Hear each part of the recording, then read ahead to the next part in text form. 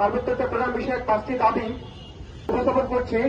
1 নম্বর দাবি, সার্বভৌমত্ব রক্ষার স্বার্থে এবং সকল সম্প্রদায়ের অধিকার রক্ষা করে পার্বত্য চট্টগ্রাম চুক্তি তথা শান্তি চুক্তি পুনর্মূল্যায়ন না হয় বাতিল করতে হবে। পার্বত্য চট্টগ্রাম সংশ্লিষ্ট রাষ্ট্র ও সংবিধান বিরোধী জাতিগত বৈষম্য প্রচলিত আইন, চুক্তি ও বিধিসমূহ সংস্কার করে দেশের সকলের জন্য এক সংবিধান, এক আইন প্রণয়ন ও জারি করতে হবে। 2 নম্বর দাবি, বিচ্ছিন্নবাদী জেএসএস, ইউপিডিএফ সহ এনএফ সহ সকল সশস্ত্র সন্ত্রাসী সংগঠনকে নিষিদ্ধ করে প্রজ্ঞাপন জারি করতে হবে। বাংলাদেশের উপজাতিদের সম্মেলনের ক্ষেত্রে রাষ্ট্রের অগত্যতা বিরোধী পরিভাষা, আদিবাসী ও ডুম্বর শব্দ ব্যবহার ও বাংলাদেশের বাঙালিদের সম্বোধনে সেটালের শব্দ ব্যবহারকে রাষ্ট্রদ্রোহিতা ঘোষণা করে প্রজ্ঞাপন জারি করতে হবে।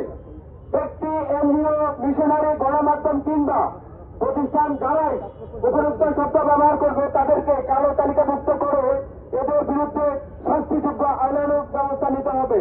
কোন বিদেশি এইসব শব্দ ব্যবহার করলে পররাষ্ট্র মন্ত্রণালয়কে শক্তভাবে তার প্রতিবাদ জানাতে হবে এবং রাষ্ট্রের অভ্যন্তরীণ বিষয়ে হস্তক্ষেপ আখ্যা দিয়ে আন্তর্জাতিক আইন ও নীতিমালা অনুযায়ী তাদের বিরুদ্ধে যথাযথ পদক্ষেপ নিতে হবে। পার্বত্য অঞ্চলে 4 নম্বর দাবি, পার্বত্য অঞ্চলে চলমান অস্থিতিশীলতা নিরসন, সন্ত্রাস দমন ও শান্তি প্রতিষ্ঠান জরুরি ভিত্তিতে প্রয়োজনীয় সংখ্যক সেনা ক্যাম্প বাড়াতে হবে।